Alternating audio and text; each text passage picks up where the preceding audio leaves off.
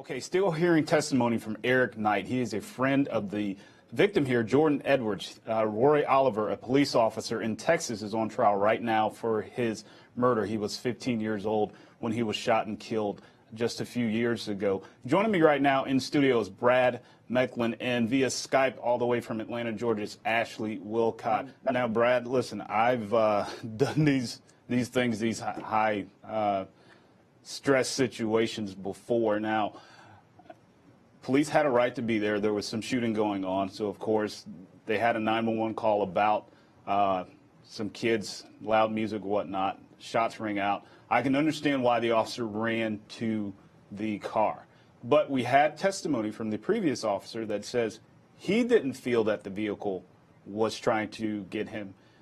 What do you think about that? Do you think that's bad for this defense? Well, the testimony that his partner didn't fear for his life doesn't help. But the question really is what was going on in the defendant's mind. Was his understanding and actions reasonable? Now, they're going to use the partner's testimony to suggest that it wasn't. The prosecutor's going to use it to suggest it wasn't. But, you know, we have a high tense situation. You know, we have the body cam footage where he's saying right after the shooting, "Are you okay? Are you okay?" Which either was very contrived and planned, which is unusual given the highest tension, or he really was familiar with his actions and the problems it could have led to. And I think that was part of my research suggested that Officer Oliver may have previously had a similar instance where he fired into a moving car. Now, I don't think the jury's going to hear about that, and I'm not really sure what the outcome was. But that could have influenced his actions here, which is why his body cam shots, he talks about his partner being safe, because he knows at the moment what he did may have been unjustified. Yeah, and, you know, again, I've been in these high-stress situations. There's a lot of split-second decision-making in policing that, of course, when this goes to trial, a lot of people question those actions. I don't want to Monday morning quarterback his actions.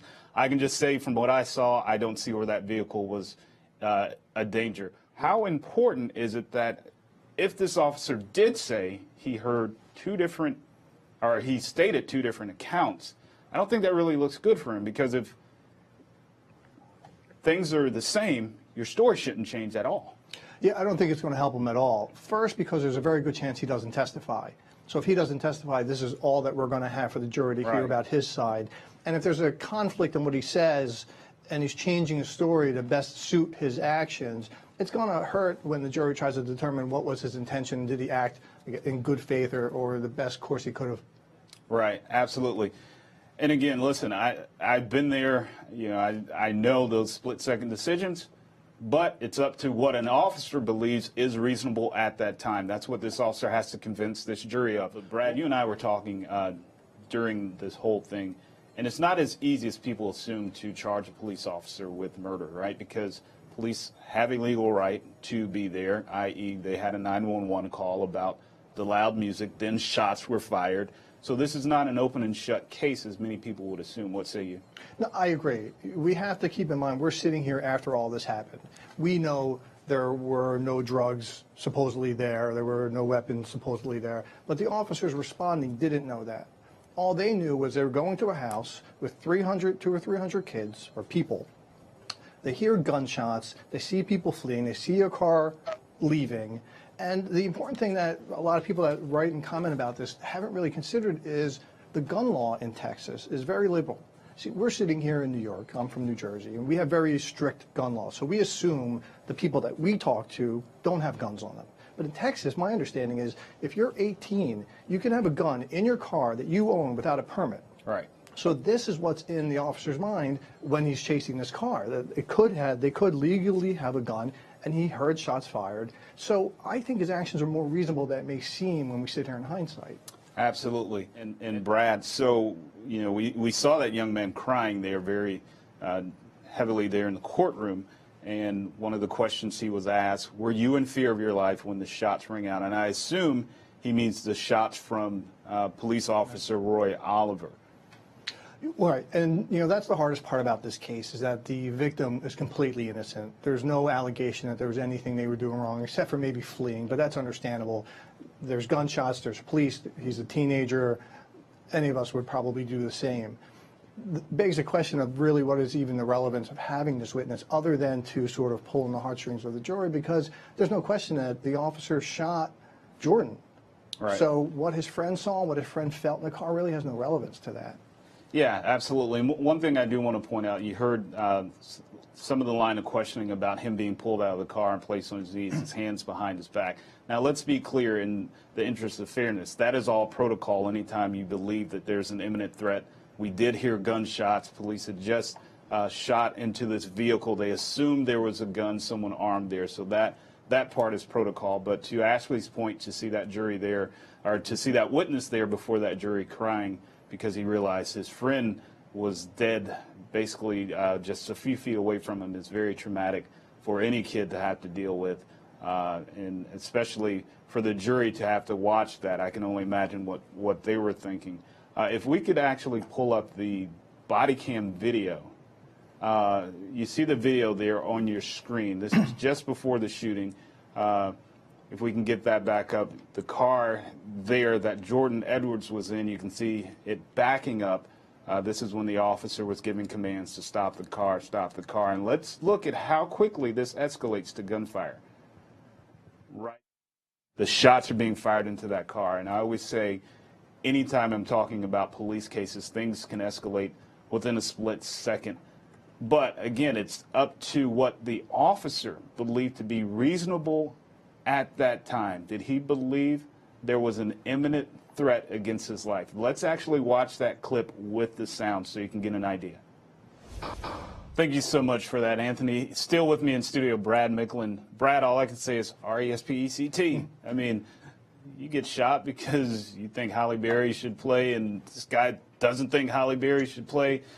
I don't know how that's going to play out in the courtroom, but I mean, that's just, in my opinion, a very stupid shooting. You can't claim self-defense. You can't claim anything. Yeah, it's really surprising, and we hear all these wild gun offenses, and again, like we were talking about with Texas, this I believe happened in Virginia, which has even a broader gun law. I think in Virginia you're allowed to openly carry without a permit. Right. So I think part of the reason we're seeing these types of crimes is maybe, and I don't want to draw a big political debate, but could be partly the gun laws. But also, I understand that both of the victims, or both of the individuals in this incident, are hospitalized. So it suggests that there may have been a struggle before the shooting. So I'm not really sure yet what happened. Yeah, it's a strange situation, to say the least, that this is what the world has come to, that you would get shot over debate of who should play who in a movie. I can think of few people that should play Aretha Franklin, but Halle Berry probably wouldn't be my first choice. But that's just me. We want to switch gears here. Of course, we've also been covering the Shayna Huber's case in Kentucky. Now, she has previously stood trial, been convicted of killing her lover, her boyfriend. She shot him 6 times, 1 in the face. You can see her there on your screen. But the problem is, one of the jurors in her previous trial was a convicted felon. And as you know, you cannot be a convicted felon and serve on any jury. So she has a new trial going on right now. Our very own Aaron Keller has been in that courtroom covering as much as he could because the judge will not allow live streaming for that trial. So we want to switch gears, talk about that case. Brad, I've worked enough domestic violence cases. I'm not saying domestic violence does not happen. Of course, we know it happens. But how can you then claim self-defense for 6 shots, one of those being in the face? That's a very up-close, personal, brutal crime. So it's hard for me to articulate that it was self-defense to try to get this individual off of me. What say you? I agree. This is a nightmare case for the defense. There's no way around not only her 6 shots, last one into the face, regardless of what the distance may have been, there's still 6. We could justify 1, 2, even if you want to push a third, but then you have a 4th, 5th, and 6th. There's no way that you could justify that. Then she calls 911 and says, I killed my boyfriend, but it was 15 minutes after she shot him. Right. Or 10 or 15 minutes after she shot him. It was several minutes after she shot him, and to your point, maybe the first shot, yes, that's the shot to get this individual off of you. The second, maybe even. I've seen people shot twice and it has no effect. So maybe you're right on that regard, but it's hard to say self-defense 6 times and 1 in the face. You just heard that testimony from this medical examiner. but she's still saying it was self-defense. So that's where I Incredible wanted to. defense on her part. And I guess it's just because her attorneys have nothing more. Her own 911 tape, again, she acknowledged and admitted he was alive. She said he was alive. I went around the table and shot him again. I think she even said to put him out of his misery. I hate to say it, she talked about him like he was an animal in the road. Right. And it's just horrifying that she's now going to try and pretend that she was so abused that she killed him. Because even, again, in that 911 tape, in her own words, she says, I was thrown against the couch, I think it was, her chair, but I wasn't injured. The responding woman on the phone even said, you were thrown into the couch but not injured? And she, again, admitted, no, I wasn't injured. Right. So she just took his life because she was upset or worried about something. Yeah, absolutely. I want to thank Ashley Wilcott and Brad Micklin for joining me here on the Law and Crime Network. I appreciate your time, Ashley, of course, from Atlanta, and Brad here in the studio. Thank you so much.